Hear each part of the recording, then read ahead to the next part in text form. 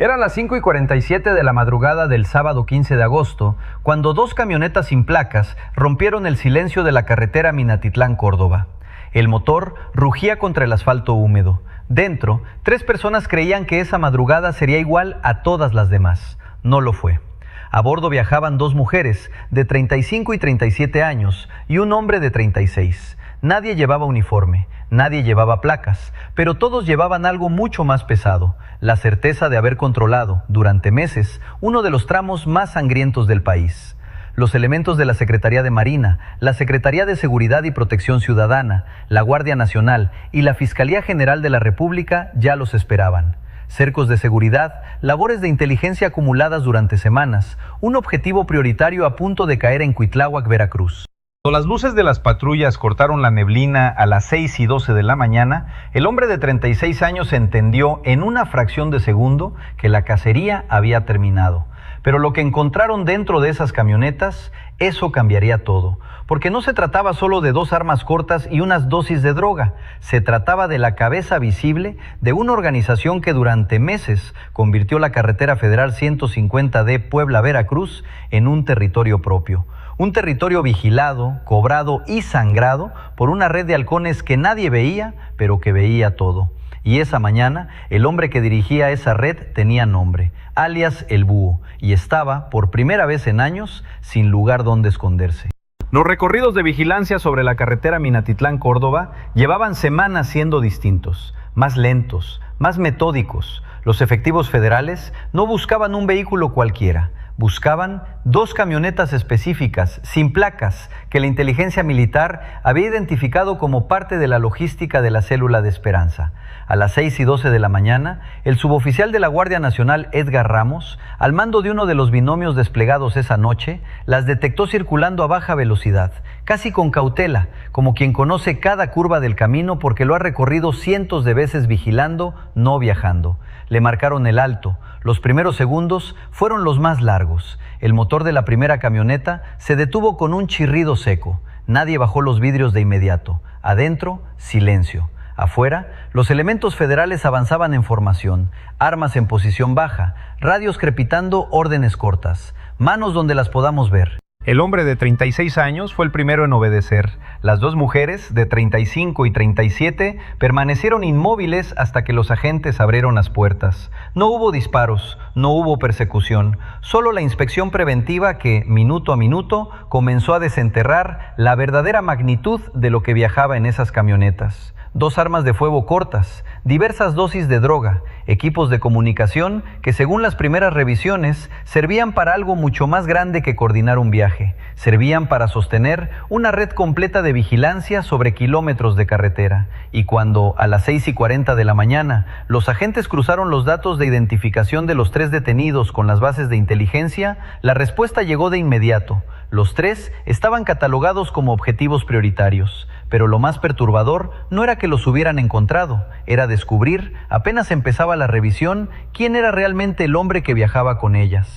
La carretera federal 150D no es solo un corredor de asfalto que conecta Puebla con Veracruz. Es una de las arterias comerciales más importantes del centro sur del país. Un tramo por donde circulan a diario cientos de unidades de carga pesada, alimentos, combustibles, insumos industriales, mercancía que sostiene cadenas de suministro completas. Y durante meses ese tramo dejó de ser seguro. Desde el municipio de Esperanza, Puebla, una célula criminal construyó un modelo de control que combinaba 3 elementos: el robo sistemático de autotransporte de carga, el secuestro exprés de los operadores que manejaban esas unidades y algo todavía más corrosivo: la cooptación de autoridades locales para operar con impunidad.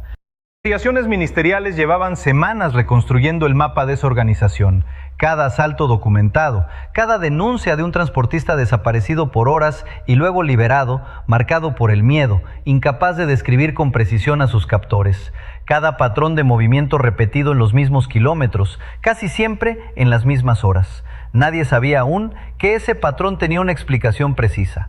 Una red de halcones que operaba como los ojos y los oídos de la célula, vigilando los movimientos de las corporaciones de seguridad para avisar en tiempo real cuándo era seguro golpear y cuándo era momento de desaparecer.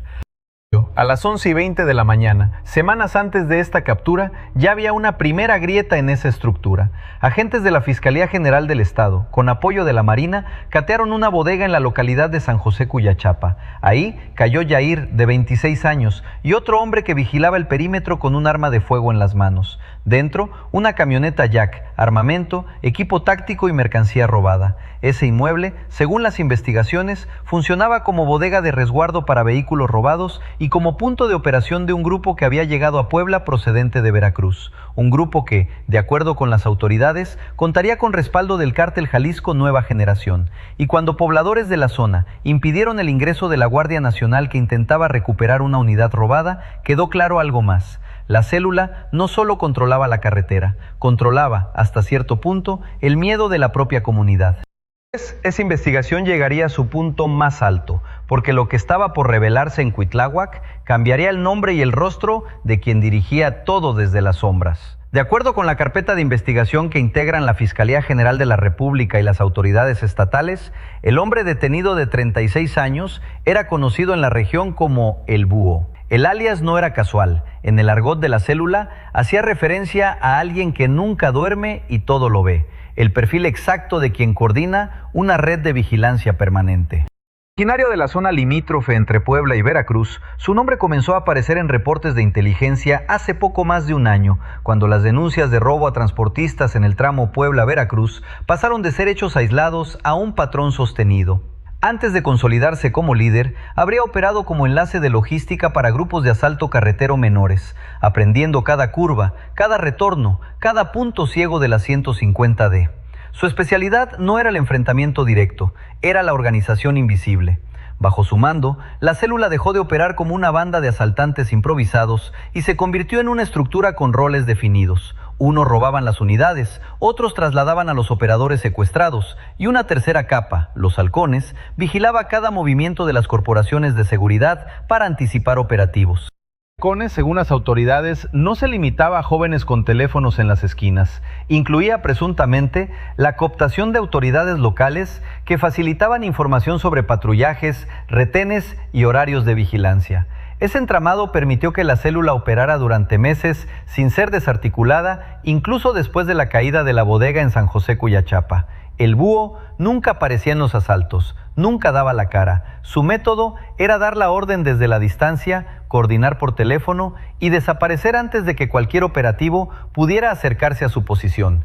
Esa disciplina de invisibilidad fue, durante mucho tiempo, su mejor defensa. Hasta esa madrugada de agosto, cuando decidió viajar personalmente por la carretera que él mismo había convertido en territorio de su organización.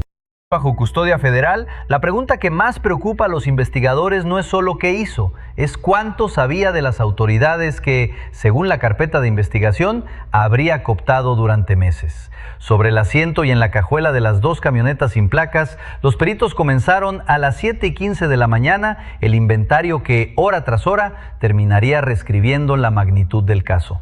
2 armas de fuego cortas con cargadores abastecidos, diversas dosis de droga fraccionadas en pequeñas cantidades, un patrón típico de distribución local más que de transporte a gran escala.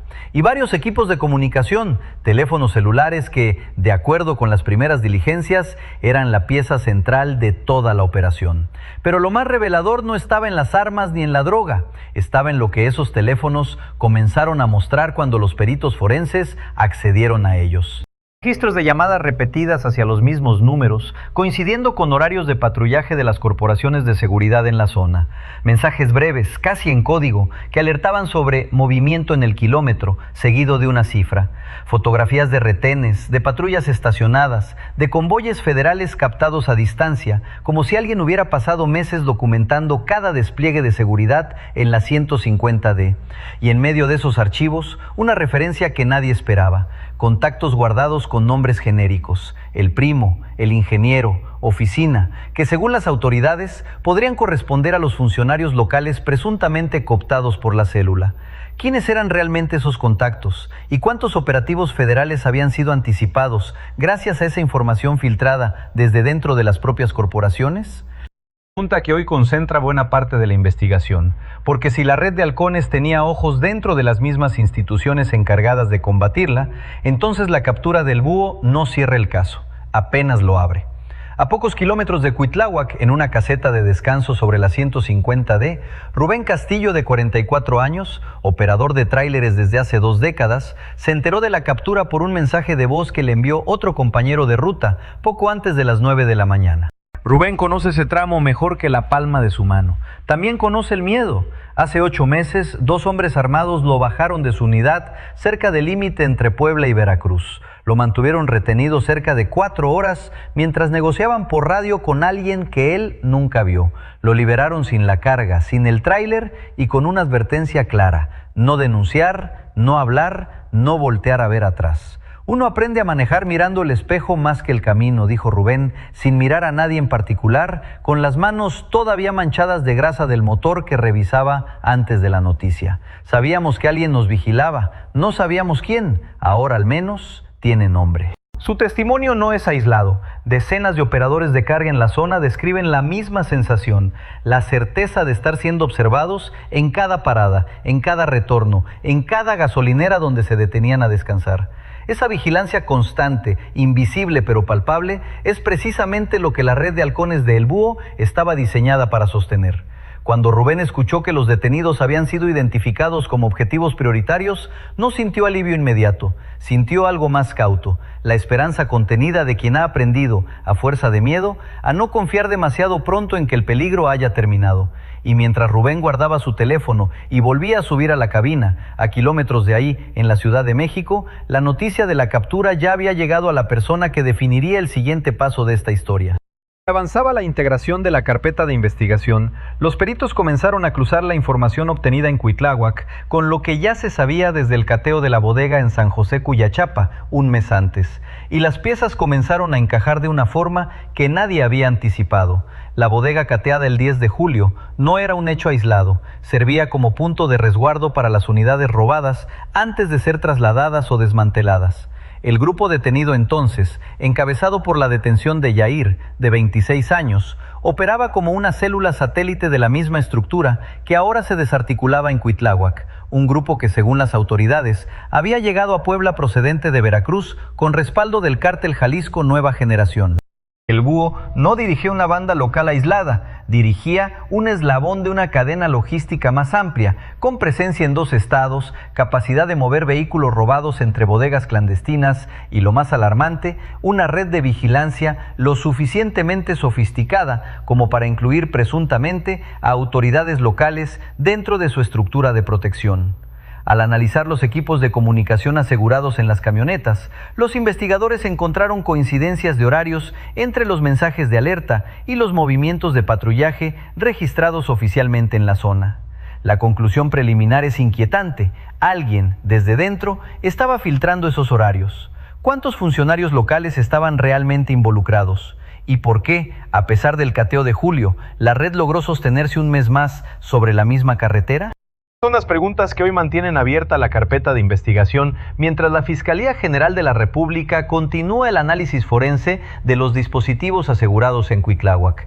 El reporte de la captura llegó al secretario de Seguridad y Protección Ciudadana, Omar García Harfuch, la misma mañana del sábado, poco después de las 8:00, a través del comunicado conjunto de las corporaciones federales que participaron en el operativo. Hubo una pausa. Quienes conocen a Harfuch saben que esas pausas no son vacío, son cálculo, son estrategia formándose en tiempo real. Esta célula no operaba por impulso, operaba con método, con vigilancia y con complicidades. Eso es lo que la hacía peligrosa, señaló, de acuerdo con información oficial difundida sobre el caso. La Coordinación de Seguridad Federal se ordenó mantener los cercos de seguridad activos en los tramos de la 150 de Puebla a Veracruz, así como profundizar el análisis de los equipos de comunicación asegurados para identificar a los presuntos funcionarios cooptados por la organización. Se instruyó además reforzar los recorridos de vigilancia sobre la carretera Minatitlán-Córdoba, replicando el modelo de inteligencia que permitió esta detención. Quiero cada nombre, cada línea, cada ruta, todo. Instruyó a los mandos operativos encargados de la carpeta de investigación según fuentes cercanas al caso. Pero Harfuch sabía algo más. Una célula de robo carretero y secuestro express, sostenida por una red de halcones y presunta cooptación institucional, no se combate solo deteniendo a 3 personas. Se combate desmontando la estructura completa que la protegía. Esto no fue solo un robo con violencia, fue un modelo de control territorial sobre una carretera federal, y contra ese modelo la respuesta tiene que ser igual de sostenida. Fue la evaluación transmitida a los equipos de inteligencia que ahora amplían la investigación hacia Puebla. Los 3 detenidos, junto con las armas, la droga y los equipos telefónicos asegurados, quedaron a disposición del agente del Ministerio Público correspondiente, que deberá definir su situación jurídica en las próximas horas. Para las 6 de la tarde del sábado, el saldo material del operativo ya estaba consolidado. 3 personas detenidas, 2 armas de fuego cortas aseguradas, diversas dosis de droga decomisadas, 2 camionetas sin placas bajo resguardo y múltiples equipos telefónicos entregados a peritos forenses para su análisis. En los municipios cercanos a la 150D, la noticia corrió rápido entre transportistas y comerciantes locales. Para algunos, un respiro. Para otros, la certeza de que la caída de un líder no siempre significa el fin de una red, especialmente cuando esa red incluye presuntas complicidades dentro de las propias autoridades. Las corporaciones de seguridad ya evalúan reforzar los puntos de revisión en el tramo Puebla-Veracruz, mientras la Fiscalía General de la República amplía la carpeta de investigación hacia Esperanza Puebla, sede original de la célula. No se descarta que en las próximas semanas se generen nuevas órdenes de aprehensión derivadas del análisis de los teléfonos asegurados. Los halcones que sostenía a El Búho no fue eliminada por completo, fue golpeada en su cabeza visible. Los operadores de nivel medio, los presuntos contactos institucionales y la infraestructura logística compartida con la bodega de San José Cuyachapa siguen bajo investigación, sin que hasta el momento se hayan reportado detenciones adicionales. Y mientras las autoridades celebran esta captura como un golpe significativo, la pregunta que queda flotando en el aire es inevitable. Si la red sobrevivió un mes entero después del primer cateo en julio, ¿cuánto tiempo más necesitará realmente para desaparecer del todo de esa carretera? Expandió rápidamente entre medios regionales y nacionales, desde Zócalo y El Sol de Puebla hasta Latinus, que documentaron el operativo casi en tiempo real. Los titulares hablaban de una célula desarticulada, pero lo que muchos no subrayaron fue el elemento más inquietante del caso, la presunta cooptación de autoridades locales como parte estructural del modelo criminal. En espacios de análisis de seguridad, la pregunta que se repitió fue directa: ¿cuántas otras carreteras federales del país operan bajo un esquema similar de halcones y complicidades, sin que existan aún capturas que lo confirmen? Para las autoridades federales, el caso de Esperanza y Cuitláhuac se convierte en un ejemplo de manual: inteligencia sostenida, cercos de seguridad bien ejecutados y una carpeta de investigación que conecta hechos aparentemente aislados, una bodega en julio, una captura en agosto, en una sola estructura criminal. Era la primera vez en meses que una detención en la zona lograba, además de asegurar armas y droga, exponer con tanta claridad el mecanismo interno de vigilancia que sostenía a toda una organización. Y la pregunta que queda a nivel nacional es la misma que enfrentan decenas de tramos carreteros en México. ¿Qué otras redes de halcones siguen operando sin que nadie las haya visto todavía? Esa noche, poco antes de las 8:30, Rubén volvió a subir a su tráiler para completar la ruta que había dejado pendiente. La carretera 150D se veía distinta bajo las luces del atardecer, menos amenazante, aunque él sabía que esa sensación podía ser pasajera. Encendió el motor, miró el espejo retrovisor como siempre, pero esta vez, por primera vez en meses, no lo hizo por miedo, lo hizo por costumbre. Uno no deja de mirar atrás de un día para otro, dijo, mientras ajustaba el volante y tomaba la vía hacia Veracruz. Pero al menos hoy, uno de los que nos vigilaba ya no está mirando desde ahí. A kilómetros de distancia, en las oficinas donde se integra la carpeta de investigación, los peritos seguían revisando teléfono por teléfono, mensaje por mensaje, buscando los nombres que aún faltan por confirmar. La captura del búho cerró un capítulo. No cerró la historia, porque una carretera no se protege con un solo operativo, se protege todos los días, revisando cada contacto guardado, cada llamada sospechosa, cada funcionario que debía vigilar y en cambio decidió mirar hacia otro lado. Hoy cayó el líder de los halcones de Esperanza. Mañana la pregunta seguirá siendo la misma para cientos de transportistas que cruzan esa carretera. ¿Quién vigila ahora a quienes deberían protegerlos?